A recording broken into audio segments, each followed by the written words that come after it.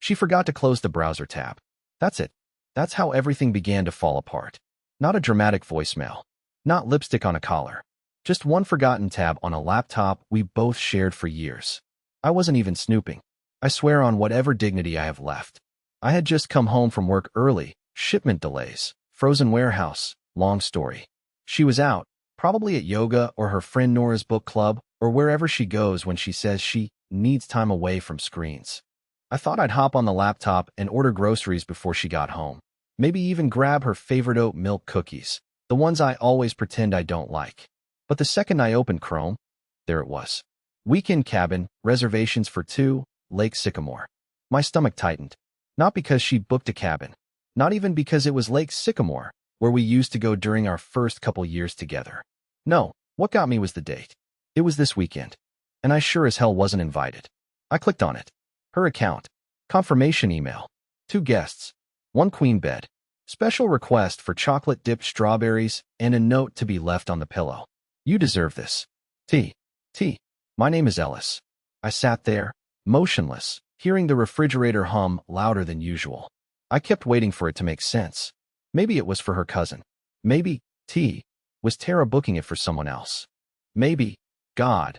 Maybe anything that didn't involve what my brain was already stitching together like a crime board. But the truth was already in motion, and I hadn't even discovered the worst of it yet. I didn't confront her that night. I couldn't. I wanted to, believe me. I had a dozen questions already echoing inside my skull like ricocheting bullets. Who the hell is T? How long has this been going on? Was I just a placeholder? But instead, I closed the laptop, sat on the couch like a statue, and watched the reflection of the muted TV in the black screen until I heard her keys in the lock. She walked in humming something, tossed her keys into the bowl near the door, kicked off her shoes, and gave me a quick smile like everything was perfectly fine. She had her hair in a messy bun and that canvas tote bag slung over her shoulder, the one with the faded Books Before Brothers print. I used to love that bag. I used to think it made her quirky. She leaned over and kissed the top of my head. "You're home early," she said, already halfway down the hall. "Everything okay?" I nodded, throat dry. Warehouse freezer blew a fuse. Got sent home. "Ugh, that sucks," she called out from the bathroom, water running. "Wanna order Thai later? I'm craving yellow curry." The audacity of it all, the casualness, the calmness, it made my blood go cold. She had no idea I knew. No clue that I'd seen the tab, the reservation, the note. I stared at the hallway like it was the edge of a cliff. I should have followed her. I should have asked her who T was. But something in me wanted to see what else would slip out if I stayed silent. I spent the next day acting normal while my insides were folding in on themselves. She was glued to her phone more than usual, laughing at texts, locking the screen quickly when I passed behind her.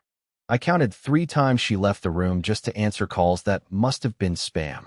I wasn't even looking for signs. They were punching me in the face. That evening, while she was in the shower, I went to the laundry basket. I don't know what I expected to find. Clues? Receipts?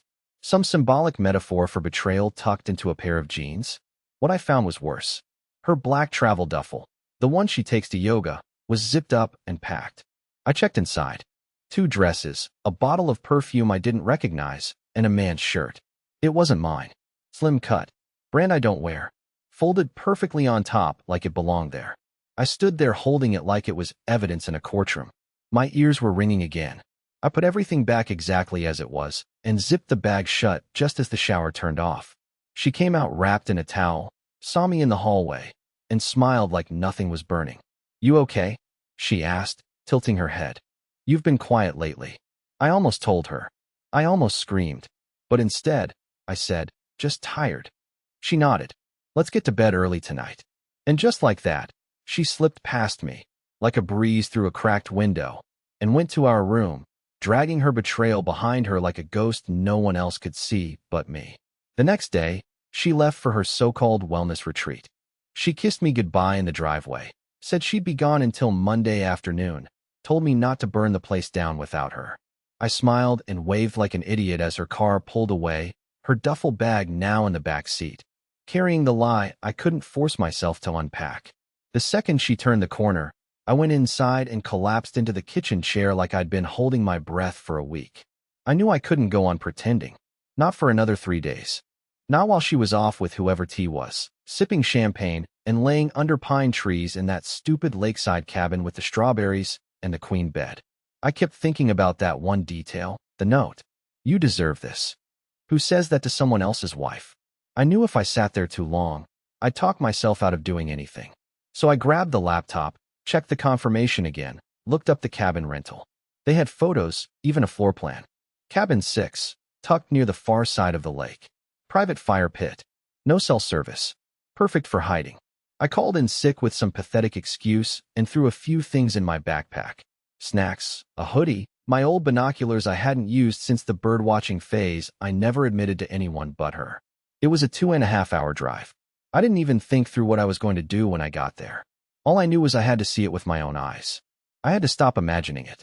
I needed something real, even if it wrecked me. The road to Lake Sycamore was lined with burnt orange trees just starting to shed.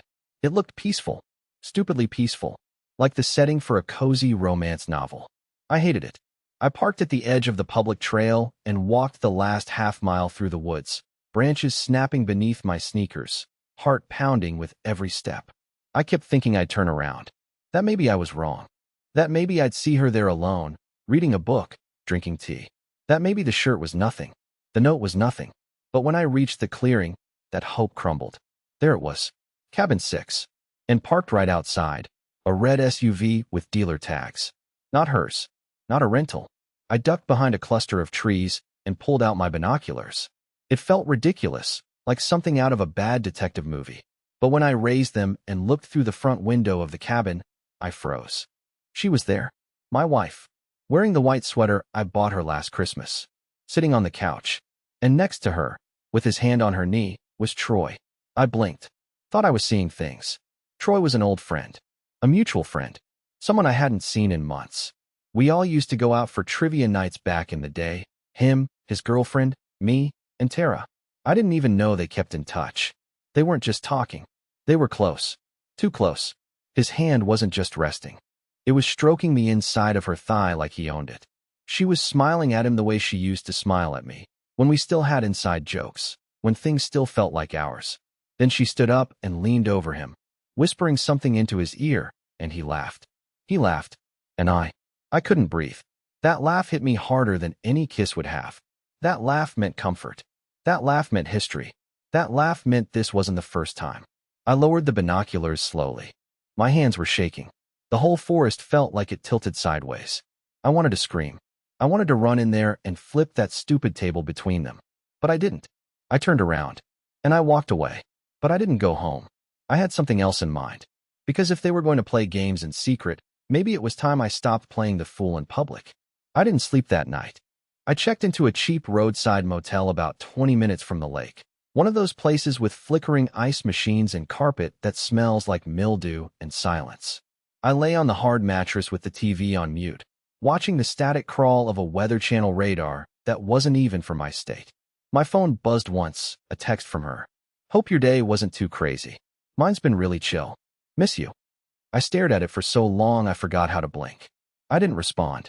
Not because I didn't want to, but because I knew if I texted back, I'd lose control. I'd either say too much or nothing at all. And in that moment, both options felt like surrender. I spent the next morning sitting in the motel lobby pretending to read a newspaper while drinking terrible coffee from a styrofoam cup. The plan wasn't fully formed yet, but a new instinct was beginning to take over. Something colder than grief. Something quieter than rage. I didn't want revenge, exactly. Not the cartoonish, movie kind. I just wanted to make her squirm. Just a little. I wanted her to feel the wrongness of what she'd done without knowing I'd seen it.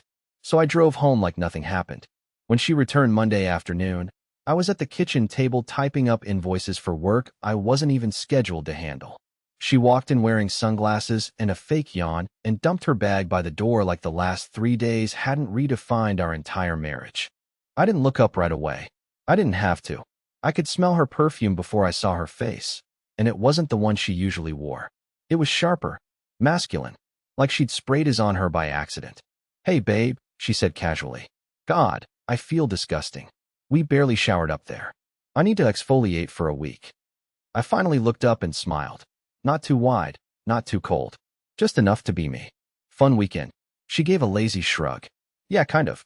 Claire had this emotional meltdown on Saturday night, so we mostly drank wine and vented. You know how she is. I nodded. Hope you took pictures. She froze for half a second. Not enough for a normal person to notice. But I noticed. That's when I knew. She didn't just lie. She prepared her lie. Practiced it. Rehearsed the facial expressions, the tone. And yet, she still flinched. Deep down, some part of her still had a conscience. That would be useful. For the next few days, I acted like nothing had changed. I made coffee in the morning, folded the laundry, rubbed her shoulders when she said her back hurt. I even joked about going to Lake Sycamore again someday, just the two of us. Her response was a tight laugh and a quick subject change. But I wasn't stalling for no reason. I was digging. She left her phone unattended more than she used to, probably assuming I never cared to snoop. She was right, I never had. But now I watched how she typed, where her eyes flicked when she got a message. I memorized her phone password in 2 days. Easy. Her mother's birthday. She never thought I paid attention to dates like that. On Friday night, after she fell asleep on the couch watching reruns, I finally unlocked it. And that's when the bottom dropped out. Because it wasn't just messages from Troy. It was an entire hidden thread of her life. A hidden email folder. A second cloud drive. Photos. Videos. Calendar entries with fake names and coded emojis. This wasn't just a fling. This had layers. History. Planning. I'd been living next to a stranger who'd built an entire world behind a smile. But one thing stood out more than the rest, something I hadn't expected at all. There was a draft email. Unsent. Written 2 days before she left for the cabin. It read, Ellis deserves someone more exciting. Someone who doesn't dull the room when he walks in. I don't know how to leave without looking like the villain. I read that sentence 10 times. She was planning to leave me. But not yet. She was waiting. For what? I didn't know. But she hadn't pulled the trigger yet. And that meant something. That meant I still had time. Not to win her back. No. But to make her remember who I was. And what it feels like to be underestimated.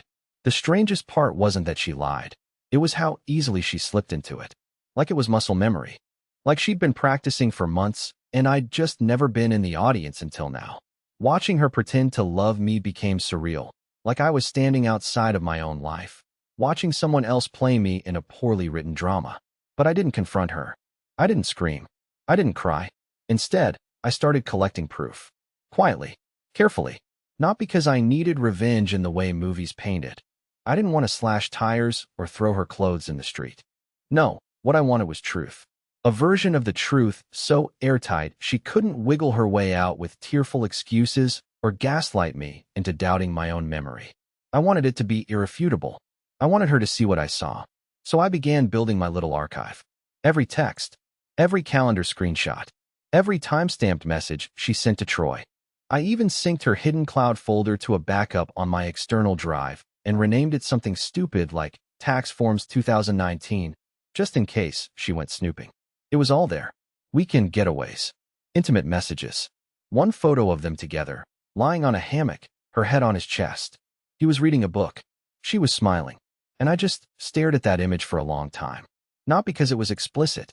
It wasn't. But because that smile, I hadn't seen it in months. She used to smile like that when we'd get pancakes at 2 a.m. She used to smile like that when I'd pick her up from work unexpectedly. That was the smile I thought belonged to me. Now it had someone else's name on it. The next step wasn't something I planned. It just happened. Like my body moved faster than my thoughts. We were having dinner a few nights later, some bland pasta dish we always pretended to like because it was easy and cheap. She was scrolling through her phone while chewing, barely pretending to care about anything I was saying. I reached across the table, gently took her hand, and asked, "Do you still feel connected to me?" She blinked. "Of course I do," she said, like it was rehearsed. "Why?" "I don't know," I shrugged. "You've just seemed far away lately." She gave that classic, overcompensating smile. "No, I'm good. Just tired. Work's been insane."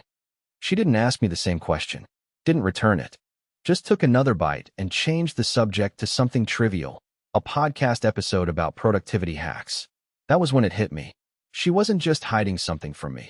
She was also convinced I was too dull, too tired, too ordinary to notice. That was the real betrayal. Not the physical cheating. Not the lies. But the arrogance in thinking I'd just keep orbiting around her forever, like some loyal moon she no longer cared to glance at. So I leaned into the role she'd given me. I became softer, more absent-minded. I started forgetting things she said on purpose.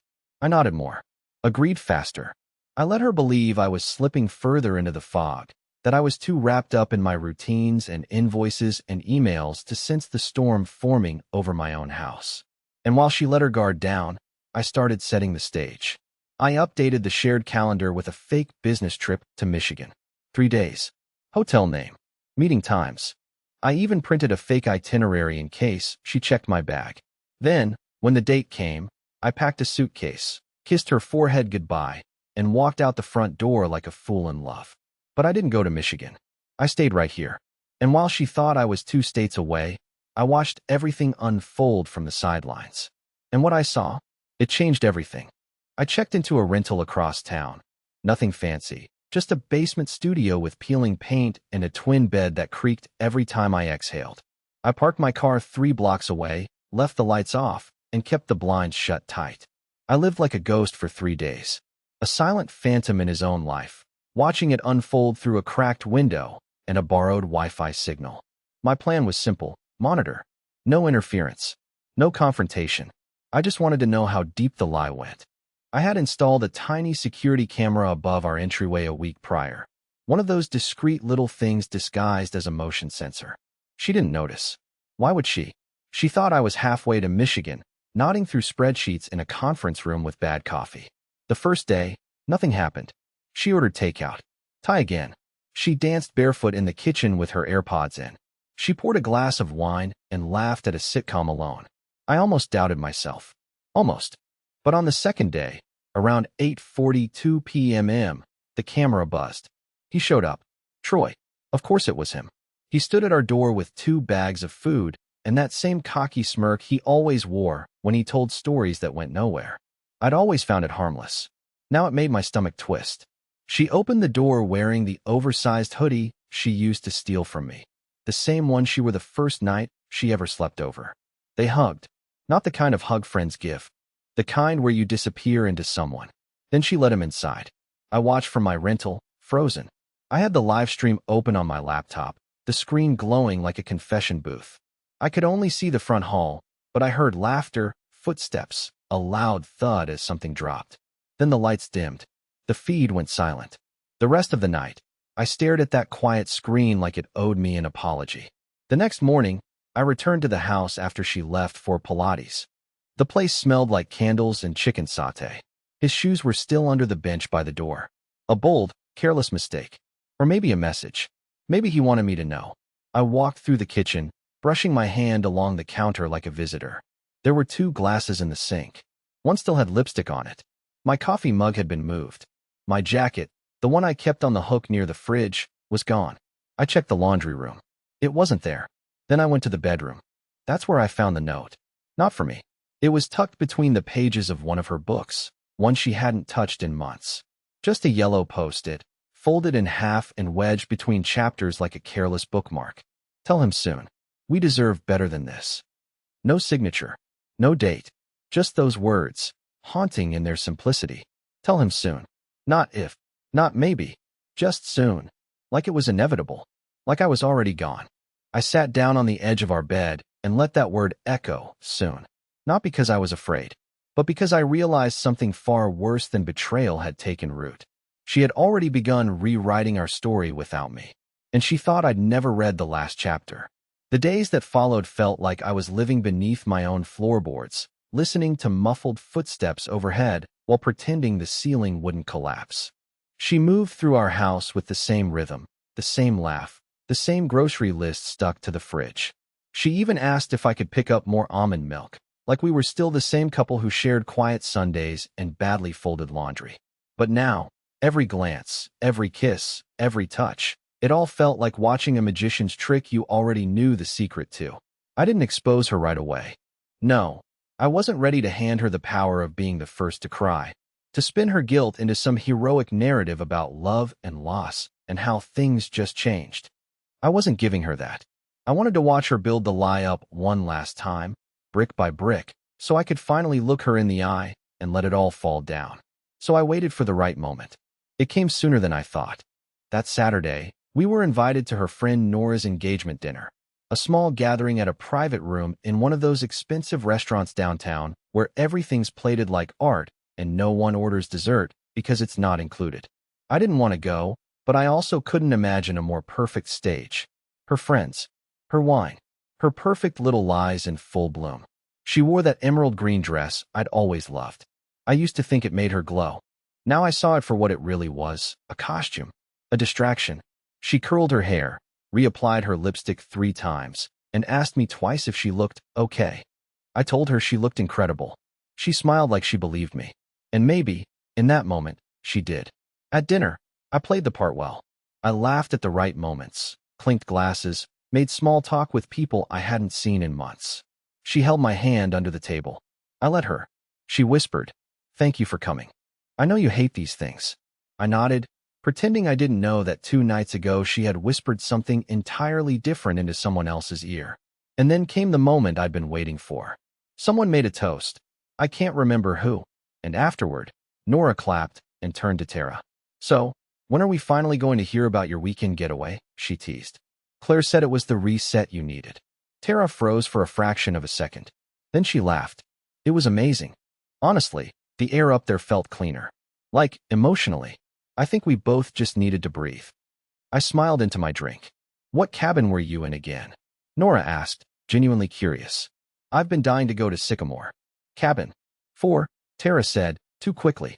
"Yeah, I think it was 4. Little red one near the lake." Claire wasn't there. She had no idea what she just walked into. "Actually," I said, setting down my glass, "I think you were in cabin 6. I remember because I almost booked the same one for our anniversary next month. Funny coincidence." Her head turned slowly toward me. Her smile twitched. "Oh," she said, blinking. "Right.